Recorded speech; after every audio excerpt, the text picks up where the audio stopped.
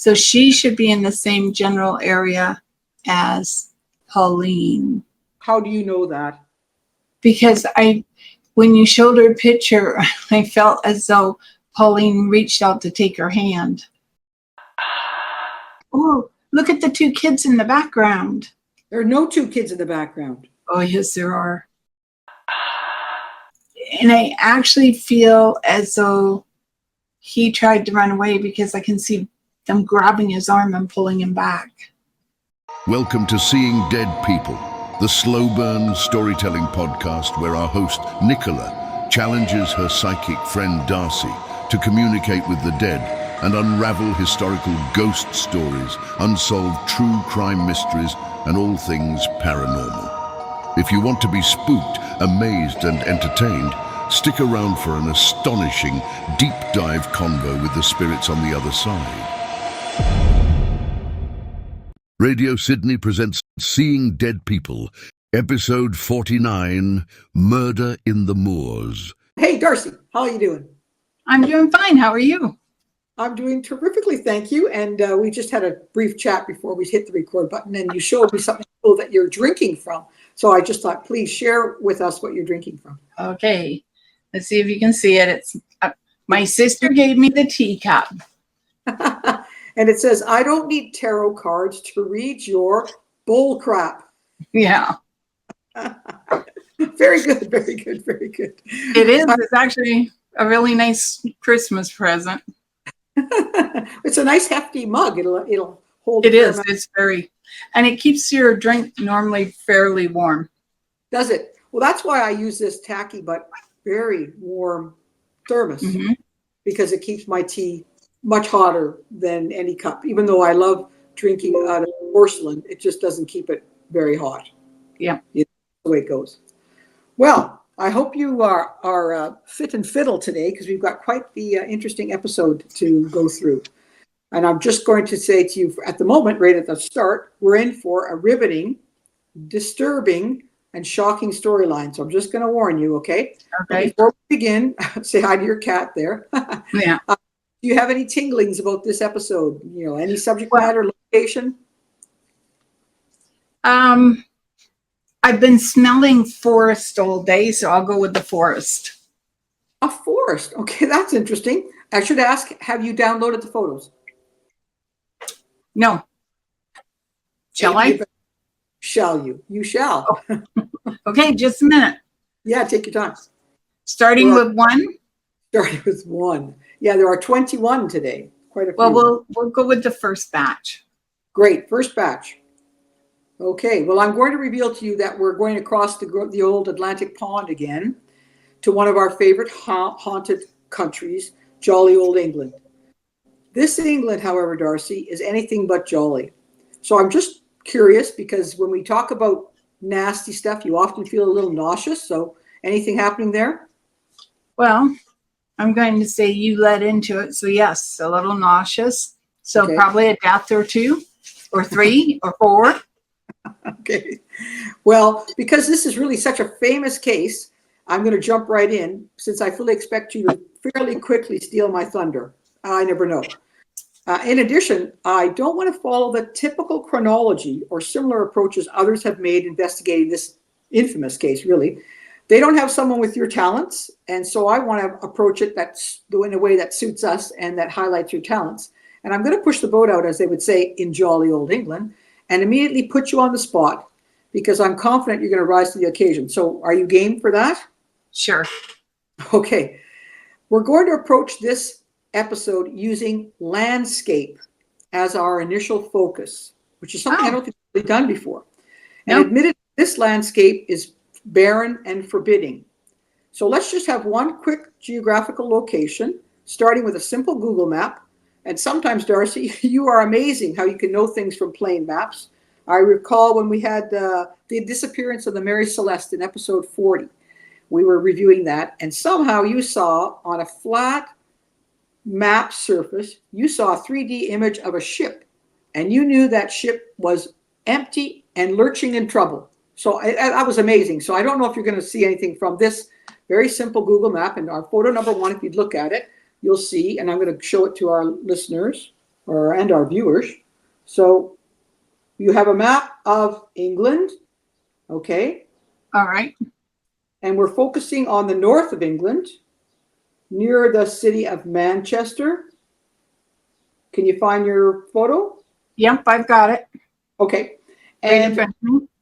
yep, and we are looking at the area called the Peak District National Park, which is just outside of Manchester. And in the top, I typed in blue, Greenfield Reservoir, where there's an X, sort of Yes. the northern part of the Peak District Park. That's the area we're going to be working on today. Okay? Okay. Any thoughts? Oh, I was going to say, do you have two children or two people, a man and a woman missing here, or a boy and a woman? Yes. I've got two people here. I would tell you that they're probably dead, not just because of the age of the map.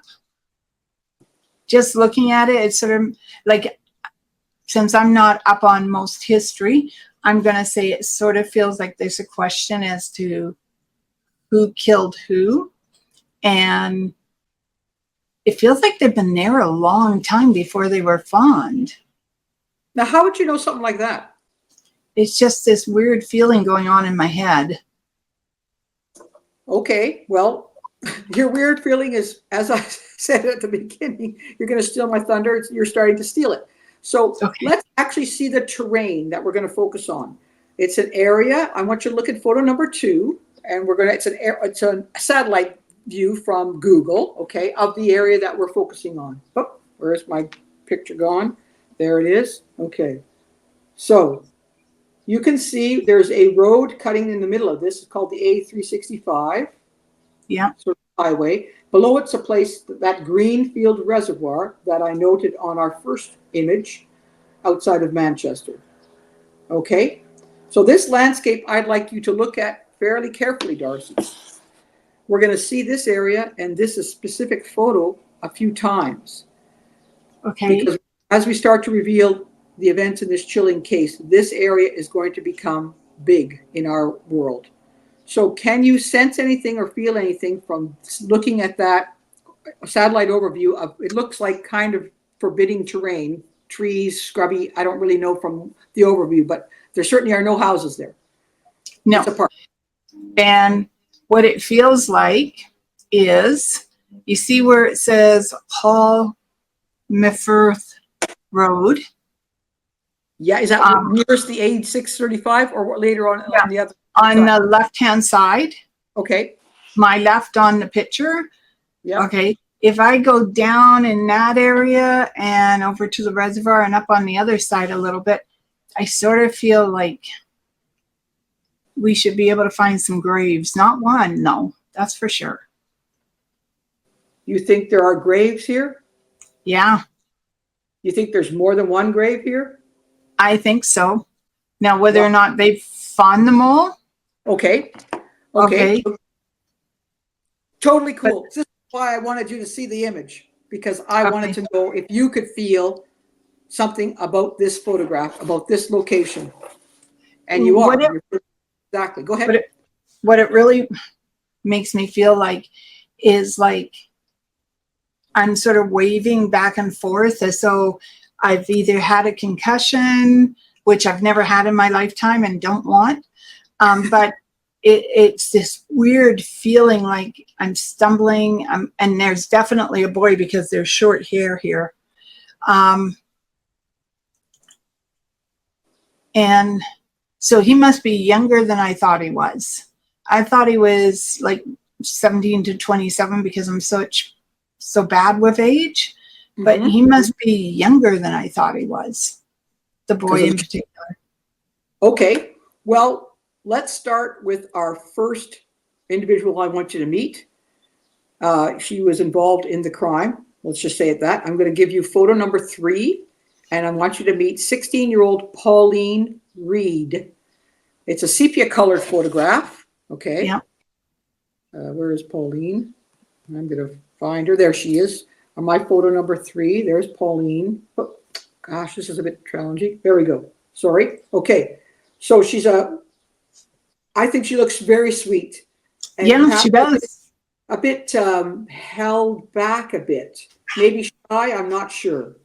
What do you know about Pauline, and what can you tell us about what happened to her? Okay, she's got a very calm face, but looking at her eyes, I don't know if I'd be trusting her too much. Oh, okay. Okay. I feel as though she's hiding a secret. Okay. Well, Pauline Reed, sadly, was the first known victim in one of the most horrendous and appalling of English crimes, and definitely right up there as one of the darkest chapters in British criminal history. We're talking a horrendous crime spree here. Pauline Reed disappeared from Greater Manchester on July 12, 1963, while on her way to a dance. She was lured into a car by one of her attackers, a female. She was then taken to a place that we've seen, this image. It's part of a place called the Saddleworth Moor in the northern part of the Peak District National Park. I didn't want to use the term moor before because I thought you might twig to what the case is about. I have no idea.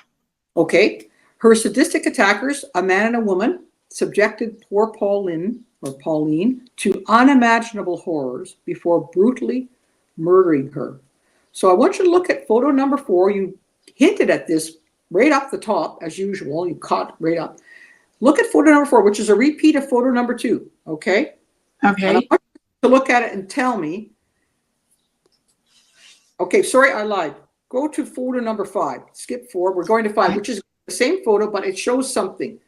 Okay, just a minute. Let me find 5. Might just be easier to look at yours. Okay. So that's, yeah, I can see it.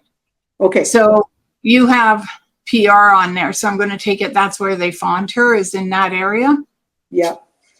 Okay. So when I say in that area, I know you have the PR up top, but I think she's down a little lower.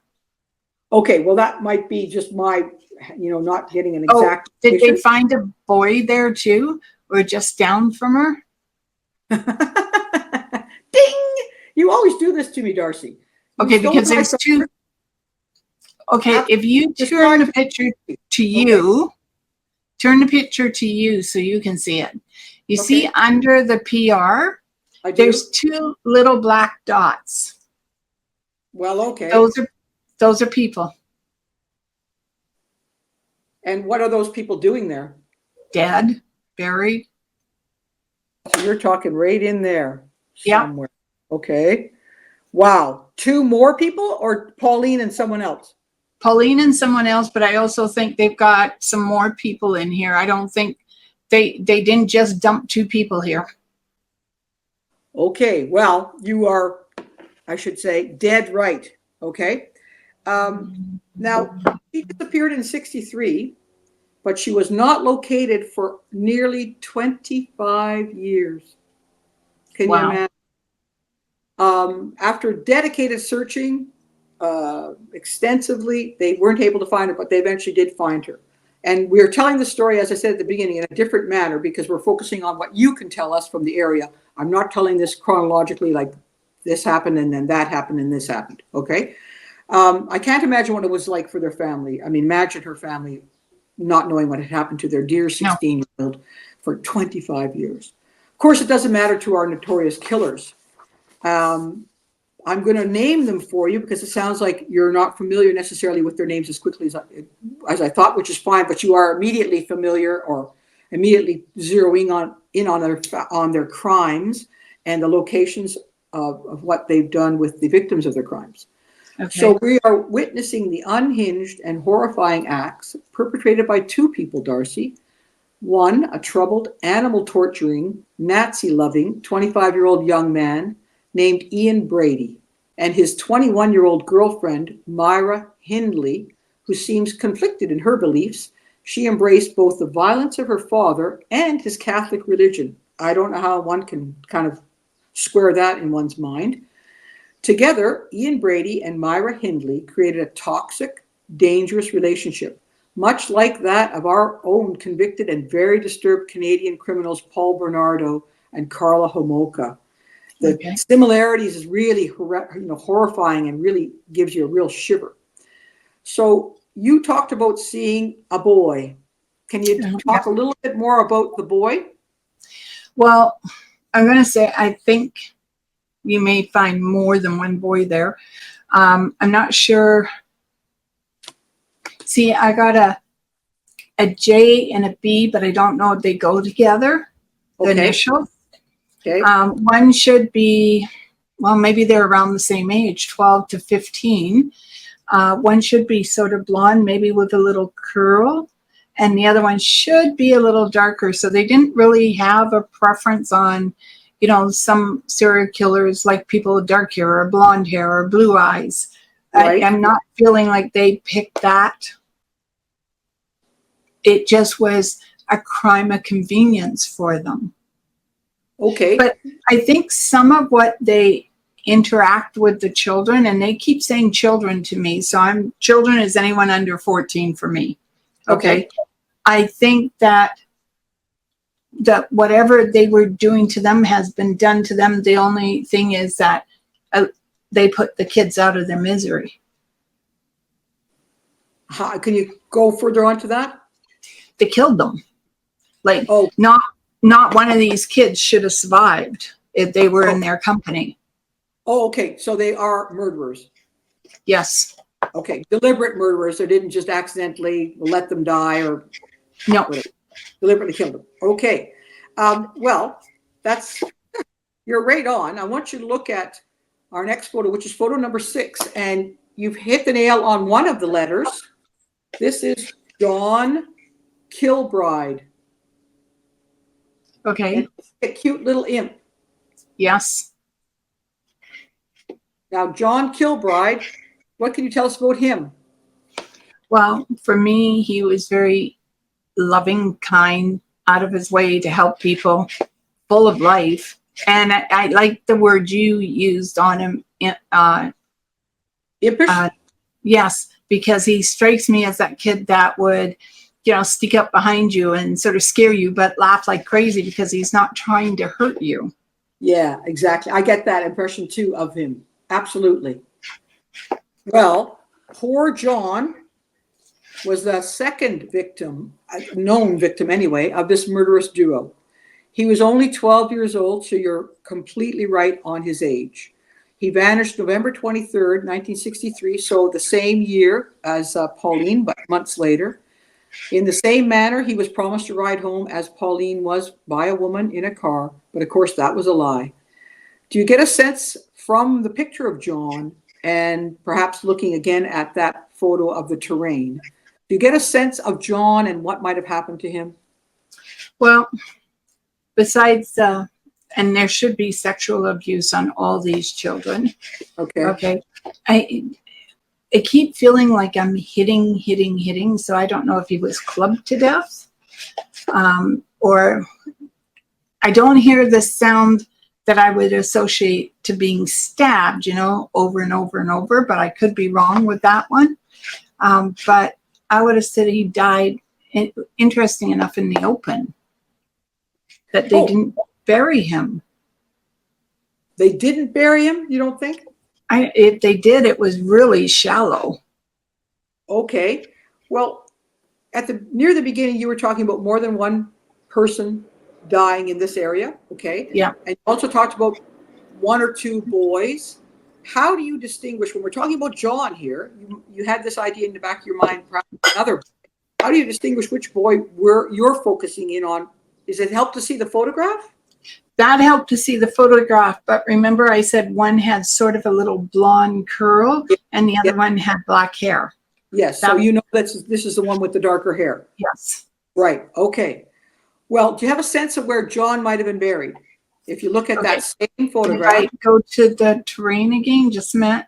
Yeah, so photograph, I think 4 or 5, whatever, they're all the similar photographs. Can you get a sense of where you think John might have been buried? Okay, so there's Pauline, right? Pauline, yes, that's right. PR, Pauline Reed. Yeah. She's just north of the A635, and you say a little bit less north. I've got her. Okay. Yeah, and I'm going to say I think he might be a little south of the A635. Okay, and how do you get a sense of that? You're looking Because at the photograph. when I'm looking at the photo, what I'm looking for is an energy. Okay. Okay, and I can see where there are still two people around where Pauline was, like herself and another one. But then if I move down a little bit, I don't know if they've actually put him in the water, but I sort of wonder if they put someone in the water. You're talking about the reservoir. Yes. Okay. Well, I'll have you look at photo number 7 to give you an idea of where eventually John Kilbride was found. So you're not far off in many ways. He was found on the south side of A365. And if we imagine what Pauline was, she's just above there and a little bit over. Okay. So you're right. He was south of the line, which is just amazing that you could know that. So poor John was found. He was found 2 years after he died, so earlier than Pauline. Now, then why wouldn't they look for other kids? If they found him, why not widen the search? Oh, they did. They've been searching and searching and searching. Now, we're talking the classic moor, so a very rugged, barren, uninhabited for the most part, at least by people anyway, area. Lots of scruffy grass, lots of rocks, lots of knolls, whatever. So not easy to search. Of course, also not easy necessarily to bury someone in, But it seems, based on the location of the bodies, for example, Pauline, and we might mention that a little bit later, she's a little further north of the road. So I think they somehow convinced her to walk into the moor with them on some kind of pretense. So then they killed her there rather than dragging her a long way to bury her there. That seems to be a sense of it. John was buried much closer to the road, but as you said, on the south side. Okay, so these people, Brady and Hindley, they don't stop. No, there should be more. Okay. Can I ask, in total, are we looking at anywhere from 8 to 14 children? Not officially, Darcy. Officially looking at a lower number. However, there's much talk and possible evidence that they were involved in many more. Okay. So our next victim, sadly, if we have a look, and this is going to be exactly what you said. This is a young guy, again, a 12-year-old. His last name starts with a B. You mentioned B. His name is Keith Bennett. And he looks to me like just such a happy kid, almost like the guy from Opie or whatever his name was, when that old-fashioned. Oh, yeah. You're right. What a cutie. There's no guile in that kid at all. He's just a nice, innocent, fun kid. Yep. Okay, so his name is Keith Bennett. So B, there you go. You got your B. Can you tell us anything about Keith? I know his parents looked for him for a long time. How do you know that? Just because my impression is their dad. And so seeing him is like being able to connect to him again. So just this search, I didn't see it on the first two, but on him, it felt like they went out and searched. They didn't just leave it to the authorities to do the searching. Okay. Well, he disappeared about 7 months after John Kilbride in 1964 in June.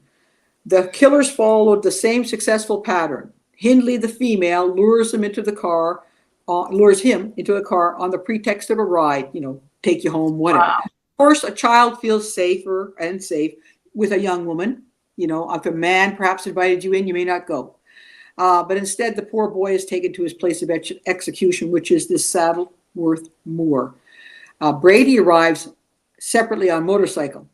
So we're going to look at the next shot, which is the similar location as we've been in at the Saddleworth Moor, but we're slightly a little bit to the right of the location.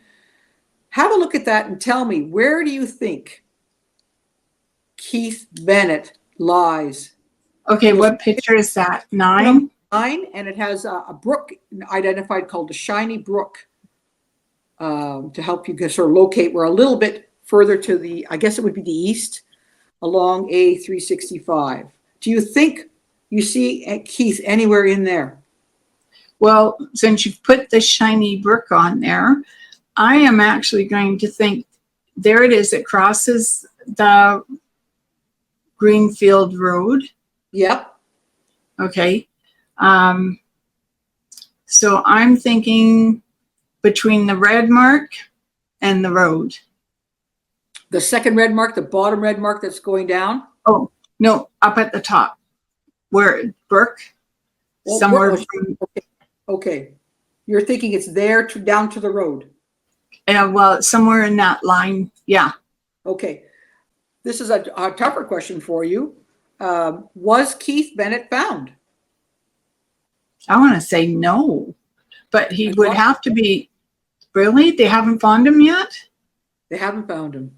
Have a look at the next number, photo 10, and it'll show you where they have searched for the poor little guy. I'm going to get rid of this here. Okay. So pretty close to where you said, a little bit further away from the Shiny Brook area, but that massive area, they have searched. And you are absolutely right. Keith Bennett's parents, along with thousands of others, have searched for him, desperately trying to find him. They have never found him. Oh, I think they needed to either go over a little more to that sandy place or down just past the red line at the bottom here. Okay, so let me see if I can actually demonstrate this. You're talking down here, there? Yeah, down. Go to the blue line. Yep, in that area. Okay, so or near the road. Yeah, or right there where the blue line up top by the brook. Yep. Where Brook is. There's that blue line. It intersects the blue and the red. They should have gone over to their right a little bit more. So over here somewhere. Yeah. Okay, so you think they not quite found the location where Keith is buried? Okay, well, it's astounding that you had a sense that Keith is gone, and that they couldn't find him. How do you get that sense? I don't know. If I knew, I'd be really rich. Yeah, I agree. It's just, you somehow there's an energy. You say an energy there. Do you see an energy there for Keith? Yeah, that's why I get a shimmer or a feel. It just feels like they're close, but that old expression, no cigar. Yeah, close but no cigar. Right. Yeah.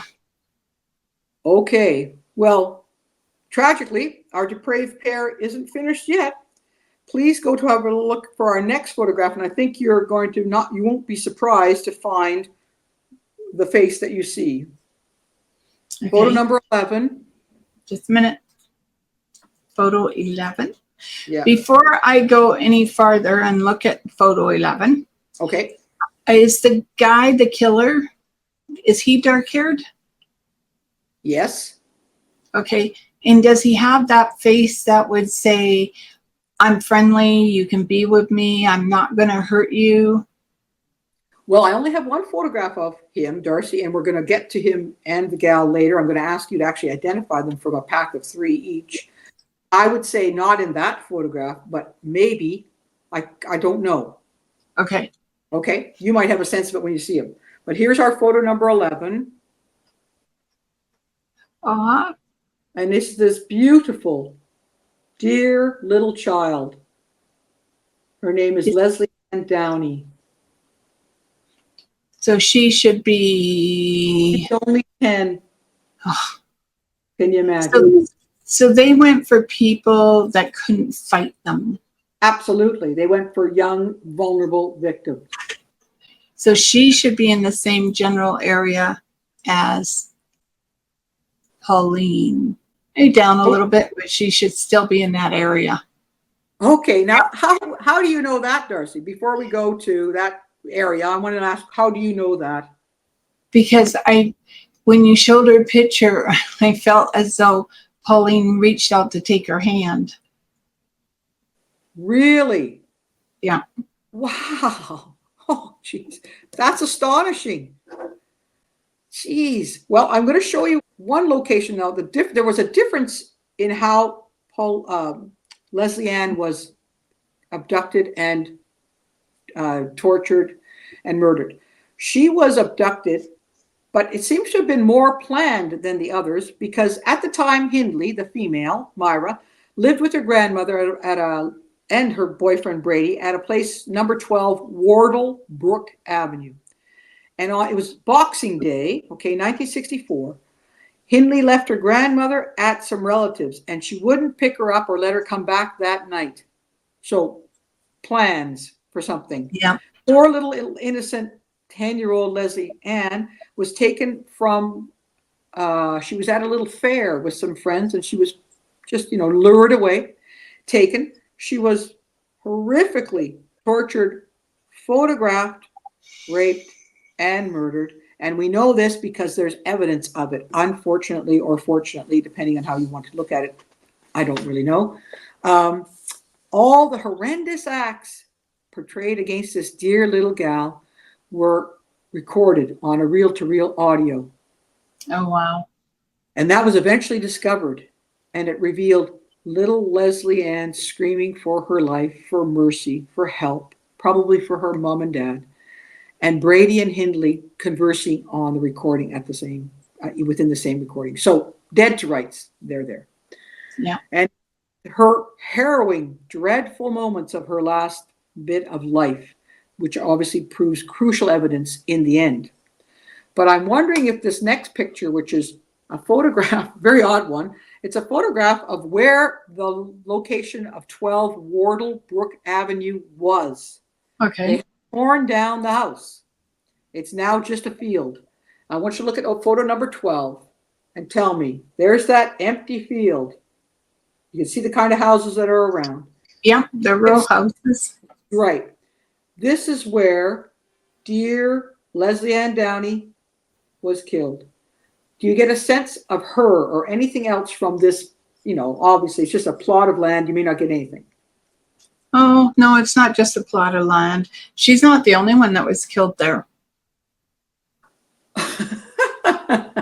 Okay. Steal my thunder again. Who else was killed here? It looks like a boy as well. See, it looks like. I mean, what are you looking at? I'm seeing green grass and a bunch of row houses. Because there's two kids standing there. Get out of here. And it's like, feels like my heart's breaking for them, but it looks like, actually, turn the picture around to yourself. I realize this is just dirt, probably, soil, but down in the right-hand corner, it literally looks like someone's trying to crawl out of the ground. I can see a body outline, everything. Are you talking, down, I got to see if I can do this again. Yeah. There? Yeah. Looks like a body trying to climb out of the ground. And I realize it's soil, but that's what it looks like. Wow. Okay. You have a very inventive mind there. I see, I see it looks like to me some kind of clump with soil. Absolutely. But it doesn't look zombie-like to me. Nobody's pulling out of it. So you're amazing. No. But can you tell me then, you say there are two, we might as well follow this through. You say there are two individuals here, a boy and a girl. Do you want to just jump ahead and tell me what the boy's like? Strangely enough, again, 10 to 14. Again, I feel like he should have dark hair. Okay. Pretty face. Okay. Wow. So,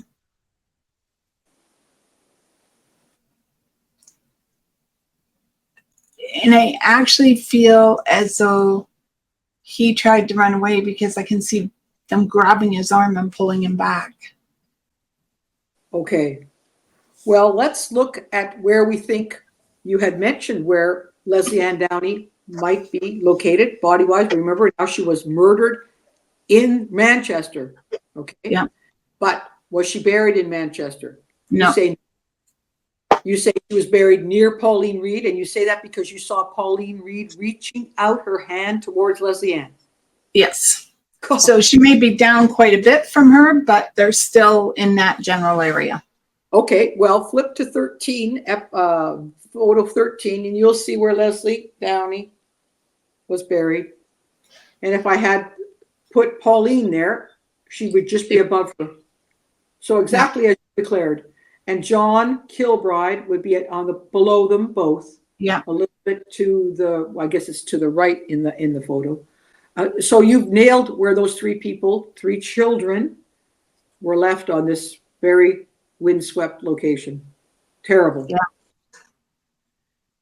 Now, poor little Leslie Ann, she wasn't found for over a year, almost a year, and she had been buried naked, her clothes at her feet, shallow grave, like you had mentioned before for John, for all of them. Just another level of depravity is unreal by these really sick people. Can you tell us anything more about the people now that we're talking about their victims? Can you feel anything more about Hindley and Brady as we're going on? Strangely enough,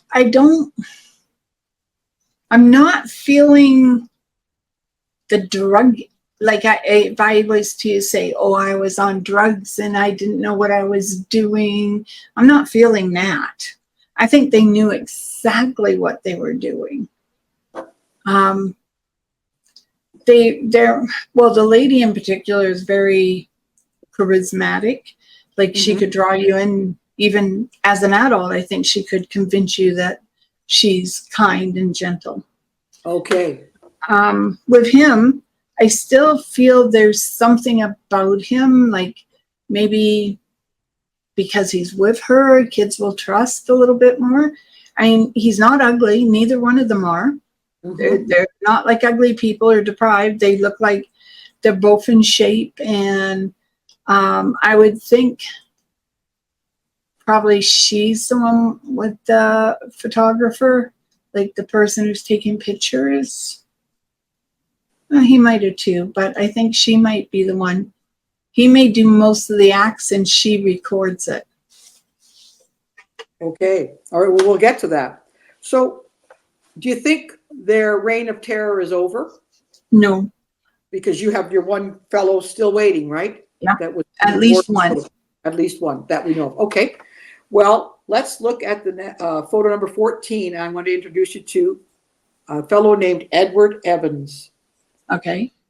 A really cheery looking young man. Dark hair. Said he's a little older than you thought. He's yes, 70. he is. Okay. Would you say he's the man you saw, or the young man, I should say, the boy, teenager, you saw with Leslie Ann? Yeah, I believe so. And is he the one crawling out of the soil? Yeah, because the body did look bigger. So it is very feasible it is him. Okay, well, as I say, he's only 17. He is the last known victim, and I really stress the known part, of this despicable duel. He was murdered in October of 65. So we're talking, months later. They don't murder very quickly, but they do continually murder every, what seems to be 6 months or more, right? Edward, I want to ask you, where was Edward murdered? I actually think in the house as well. Now, how do you get the sense of that?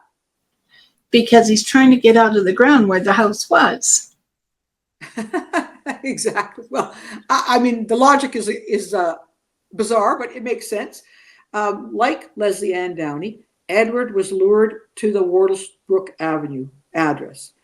In a very strange series of events, Hindley's brother-in-law, a fellow named Dave Smith, a petty thief himself, he was invited over. Brady had been befriending the fellow Dave Smith, pulling him closer. And he had, I think, as you described, well, he had a malevolent charm, it seems, but he had a charm nonetheless, and he was charming this young man. So Smith claims that he was in the kitchen when he heard a terrible scream and has heard Hindley, his sister-in-law, yelling at him for help. He says he runs into the living room to see young Edward Evans half sitting, half lying on a couch, trying to get away. Brady's standing over him with what weapon, do you think? Have you any sense of it? I would think either a knife or like a bat. I don't think it's a gun. No, it's not a gun. But if you took your knife and your bat and you put them together, you'd get an axe. Oh, true, you would. And that's exactly what he had. And he belted the young man this terrible blow to his head with the side of the axe. Can you imagine? Then he strangled him with an electrical cord, all while Dave Smith is watching. Now, that's a bizarre situation, as you can imagine. What is Dave Smith doing? Standing there watching. He's obviously trapped, caught, doesn't know quite what to do. Unbelievably, Brady wrenches his ankle while he's murdering poor Edward Evans, and he can't help dispose of the body. So Smith has to wrap the dead teen in plastic, and they stuff him in a spare room for disposal later. So any idea what happens next? Well, I would think that they take him out to the forest again. But I want to think that Dave was a good man and he went to the police. You're absolutely right. Dave had a troubled night, shall we say, told his wife finally called the police. First in the middle, kind of late morning, as in 4 or 5 a.m. The police came to the Wardlebrook house. They discovered Edward's body. Both Hindley and Brady were there, and they arrested Brady. They did not arrest Hindley at the time, okay? They subsequently discovered damning evidence. Photographs we've talked about, and that horrendous tape recording of little Leslie Ann Downey's last words and last moments of life. Just horrendous. They arrested Hindley 5 days later. So their reign of terror is over. As far as we know, Darcy, those are the 5 they've murdered. But as you said, has been claimed, there are others, but they have not all been found. Edward Evans was not taken out. He was found in the house because, as you said, Dave Smith, common name as you can get, did the right thing finally. Okay. There was a long and detailed investigation, as you can imagine. Police found more horrific evidence. A 12-year-old neighbor mentioned that Hindley and Brady had taken her a few times to the Saddleworth Moor, and in particular liked this one little location near the A365. And when the police went there and explored, this is where they found the bodies of Leslie Ann Downey and John Kilbride within a few weeks. But they did not find the others at that time. So they had Edward Evans' body, Leslie Ann Downey's body, John Kilbride's body, dead to rights. These people are going down. So you can imagine the trial was an insane and sickening sensation. Yeah. But before we learn the verdict, I'm going to test you another time and ask you if you can identify these 2 people. You've talked about them. So I'm going to show you 3 images of women, and I've tried to get 2 women who might fit the bill, so to speak, that might fool you. And I want you to look at all 3, okay, before you say anything. Okay. So look at photos 15, 16, and 17. And as you look, if you wouldn't mind describing the women for us, for those who are listening, and I put up the pictures for those who can see. So we have 15. So what do you see? The woman in 15. What do you think? Don't tell me, or if you're ready to say, but whatever. But don't have to say anything to all 3, okay? Well, definitely the 1960s look. The hair flip, the blonde eye makeup, sort of like if you were going out. Yep. Whoops. No, don't close it. Okay. I closed it. No, okay. 17. What happened to 16? 16. She's got long hair. She's very pretty. A little, I don't know if I want to say intense in the eye area, but definitely could stare you down if you're watching her. Mm-hmm. Quite a chin. And I think they're like shark eyes. Yeah. Okay. And then we go to 17. 17. I'm going to guess she might be blondish red, strawberry, short hair, like a pixie bob. Right. Yep. Probably an oval shaped face by the looks of it. She's pretty. Mm-hmm. They all are pretty attractive. Yep. Okay. And so then one is going to be Myra Hindley.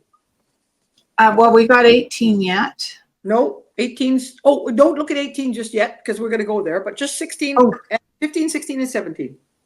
Okay. Well, I got 15. Where's 16? There it is. There's 16 and 17. They weren't in order. Wait. Wait, there's 15, more. 16. I missed 16. So 16 is blonde.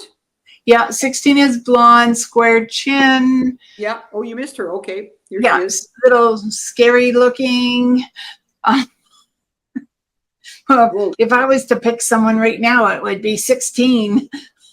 Okay. And are you picking her for what any reason other than the fact she looks a little scary? Or are you picking her because you really think she's it?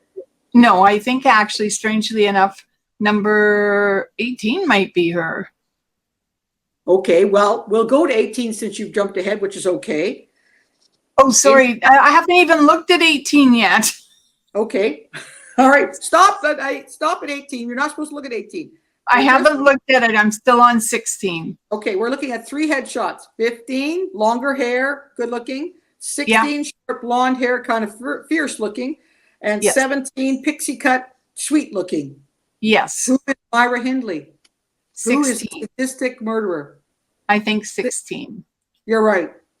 16. I mean, it was hard to find 2 people who looked like a mugshot from someone who is a pretty awful individual. But I think this is Myra Hindley's mugshot. Okay. Yeah. And I would have said a passport picture, but I just get the eyes. Yeah, the eyes. They're sharks. Yeah. They're like there's nothing there. Yeah, absolutely. But she was charming enough, warm enough for people to get in the car with her. Now, it might just be, you see a woman in a car, you may not get a chance to get a great look at her. You think, woman in a car, I'm going to be safe. As a kid in the 60s. Yeah. Like a mum image. Exactly like a mum image. Yeah. Although she's quite young. She's only 21. It's amazing how she looks much older to me, but then the hairstyle, perhaps, makes her look a little bit older. Okay, so she's got the 60s bouffant hairdo going on. Yeah. She claims she's a victim of Brady. Okay, what do you think? She's not a victim? Not at all. Not a victim. A victim of her upbringing, absolutely.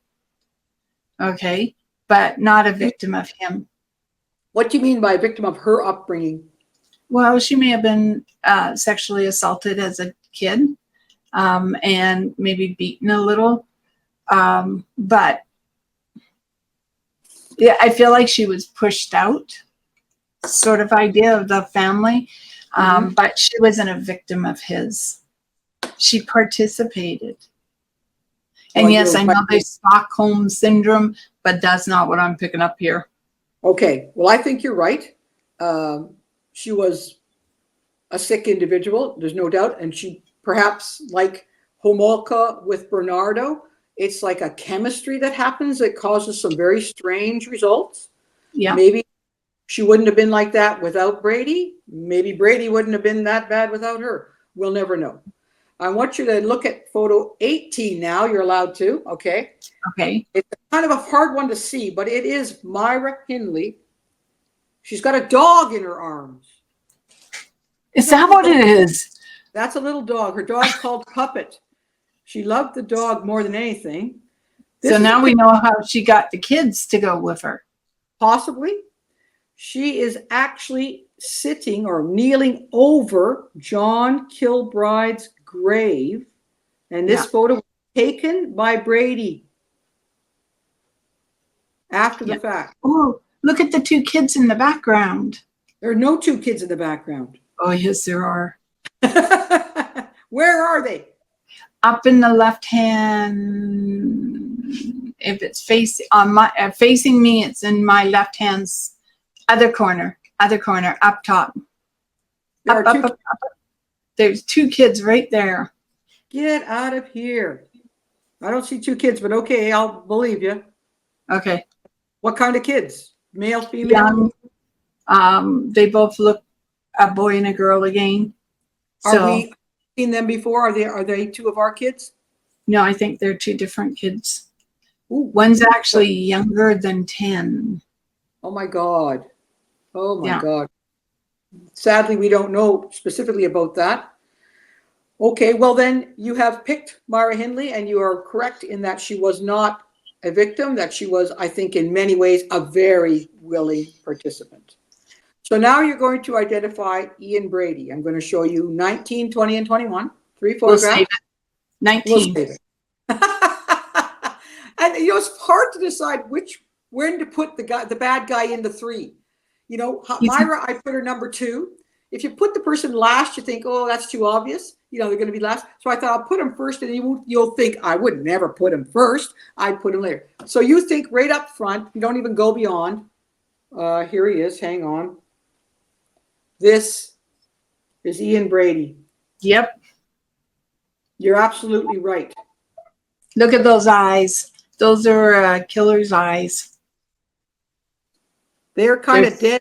Well, I think. Yeah, they're soulless. Soulless, exactly, with no emotion whatsoever. Yeah. Okay, well, I would just quickly show 20, just as a comparison. You said 20 wasn't the guy, okay? Yeah. And I'll show you 21. You say 21 isn't Brady either. He looks like Brad Pitt. He's better looking, isn't he? Yeah. Okay, well, you are, of course, totally right. That was Ian Brady. So we're nearing the end of our tale. I want to tell you the trial happened in 66 in April. Very sensational, obviously harrowing. There was overwhelming evidence, although both pleaded not guilty, of course. There were the photographs, the recording, testimonies, and as you said, Myra herself was quite a little recorder, so she documented much of what they'd done. And then they had Dave Smith, for heaven's sake. You know, he was a first-hand witness of an actual murder, crying out loud. They were both charged with 3 murders each, the 3 that they were able to find. So they were not charged with Pauline Reed, and they were not charged with the death of young Keith Bennett. They were both found guilty. Brady, there was no death penalty at the time. Brady received 3 life sentences for the murders of Edward Evans, John Kilbride, and Leslie Ann Downey. Hindley was sentenced to 2 life sentences for her involvement in the murders of John Kilbride and Leslie Ann Downey, and an additional 7 years for harboring Brady after the murder of Edward Evans. So it was evident from David Smith that she didn't participate in the killing of Edward Evans, but she kept Brady in the house overnight. She kept the body in the house overnight. She was involved in probably, a lot of other things as part of that crime, but she didn't murder him. So she wasn't convicted of murder of him, but still they went down for life sentences. Good. Now, interestingly, they go to prison. What happens in 20 years? But did they write a book? Sort of an idea there. Brady, for some reason, confessed to a journalist that he'd killed Pauline Reed and Keith Bennett. And it became quite a confusing business about him then denying it, and they trying to get Hindley to say that they were involved. And then they actually got Hindley out of prison and took her to the moors, and she was supposed to help them find the locations of their bodies. None of that was successful. However, after everything is discussed and they're still back in prison for the rest of their terms, they the police continued to search. And in 87, a year and a half or so later after this all happened, they discovered Pauline Reed above the location where Leslie Ann Downey was. So as you said at the top, there were multiple bodies on this moor. And still you think Keith Bennett is there, and still Keith Bennett had yet to be found. Fortunately, I guess I could say, and it's not a very kind thing to say, but both Myra Hindley and Ian Brady died in prison after a long day. So that's good. But of course, as you said at the beginning, we don't really know the extent of their crimes. We don't know if there are other victims. They're suspected, and you suspect them, but we don't really know. But that's the story of really one of the worst criminal cases ever, and certainly in Britain. I mean, what a horrendous thing to undertake is to murder these innocent children. And I don't know what Brady, I mean, he's a sociopath, obviously. He was the one who was really the driver of all this. He's the one who raped them. He's the one, I think, who murdered them. I don't think Hindley had any involvement in the actual torturing. I don't really know, or not obviously of the raping, I don't think, and of the murdering. But what a sick guy, you know? You just wonder. Do you think if he hadn't met Hindley, he would have been so depraved and acted in such a violent manner? Oh, absolutely. It would have got to him sooner or later, is what I'm hearing. And then when you say you're hearing, who's telling you this stuff? The kids. The kids. Really? Yeah. And when you say the children are telling you, do you hear individual comments from individual children, or do you just sort of get a sense of a group of them speaking, or what? I'm just trying to fathom it. A sense of a group of them. You know, when you ask a kid a question, everyone tries to answer at once. That's what you're getting. Yeah. But they're all giving the same answer. Yes, he would have done it anyways. Wow. And do you get a sense of how the kids are now? I know it's a crazy question, but what the heck? No, it's not a crazy question, because I sort of feel, I know, well, you say crazy, I'm about to say it may sound strange, but I feel like the kids are still there waiting for the rest to be found. Oh, so you think even though the bodies of the three have been relocated and reburied, yep, the souls are waiting for the rest. Out the moor, yep. Waiting for perhaps Keith Bennett and others. Yes. So do you think if you drove that A365 on that corner that you would get a sense of this? Of them? Possible. So do you think you could go down that road, go towards that shiny brook, and possibly get a better, clearer, stronger sense of where Keith Bennett might be located? That can be both a yes and a no. Okay, can you explain each one? Yes, because maybe I can feel the energy of the fear that he experienced. Oh. And no, because it's like he doesn't feel anyone's there that would recognize him. So that's why I was thinking, are his parents dead? Yes, okay. Oh, wow. So he's actually thinking that sort of stuff? Yeah. Poor little guy. Jeez, on his own. I just the thought of, yeah, this is horrendous. Well, I'm sorry to send you down this nasty path, but I found it fascinating. And my goodness, you were hot today and knowing right up front that we had multiple deaths, that people were buried, that people weren't found, that it was a couple. Yeah, you were just dynamite. And the two initials, J and B, you know, for John and possibly Keith Bennett. Yeah. Well done, as usual. And no drugs. There were no drugs. You're right. Yeah. The drug was the sadistic acts. Yeah. Yeah. They were just, there's no excuse. Okay. Well, thank you. That was a fascinating trip to Saddleworth Moor, sadly. But I appreciate your time and your skills as always. Okay. Well, thank you for having me do this. I don't know if you like it or not, because you're the one who goes down the dark tunnel. I just get on the surface and enjoy. Thank you for listening to Seeing Dead People, where goosebumps are guaranteed. We would love to hear from you with questions for Darcy about her psychic process or suggestions for other mystifying situations you would like us to investigate. Please shoot us an email to info@radiosydney.ca with Seeing Dead People in the subject line. New episodes air on our website, radiosydney.ca, on the first Saturday of every month. Episodes repeat Saturday nights at 8 p.m. and Sunday mornings at 10 a.m., both Pacific time. All episodes are available as downloadable podcasts at our website or on our YouTube channel, Nicola Furlong Mysteries. I'm Dorian Mortis, weirdly keen on seeing dead people. This has been a presentation of Radio Sydney.